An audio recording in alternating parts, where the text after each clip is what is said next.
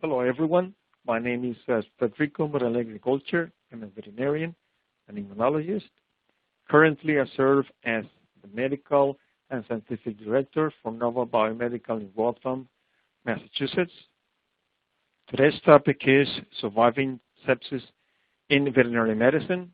That's Chapter 1, development of organ failure.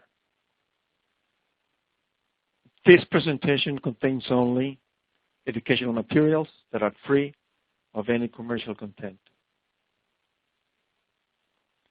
For today, we have the following agenda: introduction, a review on the immune response in vital organ failure, neutrophils in organ failure, and a few conclusions.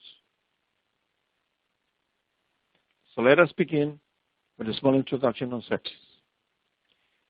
After all, what is sepsis? Basically, it is a dysregulated inflammatory response to infection or trauma. It is progressive, organic, slow, and causing multiple vital organ failure, coupled with critical reduction in tissue perfusion. More than 1.5 million people get sepsis each year in the U.S.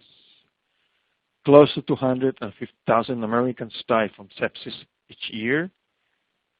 7 to 10 patients with sepsis had recently used healthcare services or had chronic diseases requiring frequent medical care. And 1 in 3 patients who die in a hospital have sepsis. So sepsis has been redefined a total of 3 times. This is the last consensus on definitions on sepsis, and sepsis is defined as an organ dysfunction caused by a dysregulated host response to infection. And a shock is a subset of sepsis in which underlying circulatory and cellular metabolic abnormalities are profound enough to substantially increase the mortality in those patients. In this graphic, we have the annual sepsis incidence in the U.S.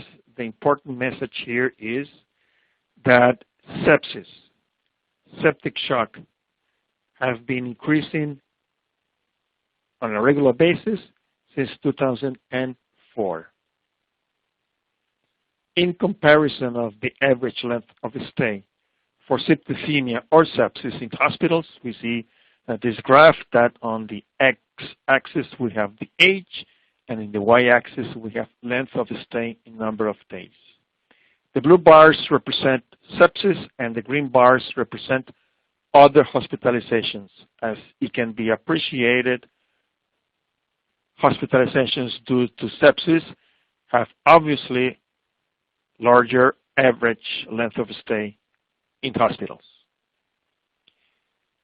For the financial impact of patients with sepsis, we can see that the ranking number 1, septicemia, is the most expensive conditions to be treated in the U.S. In veterinary medicine, we need more data on sepsis. Nevertheless, what is available indicates that at least 4% of dogs admitted to the ICUs are because of sepsis. In terms of mortality rates, we have different rates ranging between 50 to 36%. These are the publications available for the mortality rates in the last couple of years.